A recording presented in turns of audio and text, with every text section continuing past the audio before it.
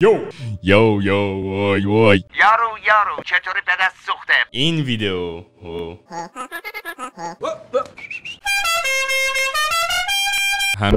خیلی خفنه، خیلی غمگینه.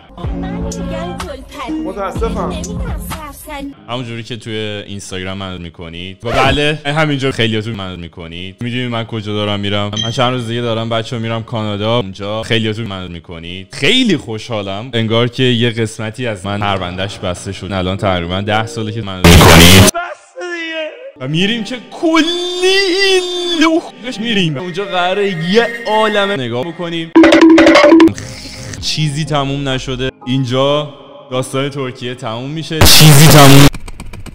خلاصه که این آخرین ویدیو ترکیه است. تمام وسایلمو دارم جمع میکنم دیگه، همش بره توی.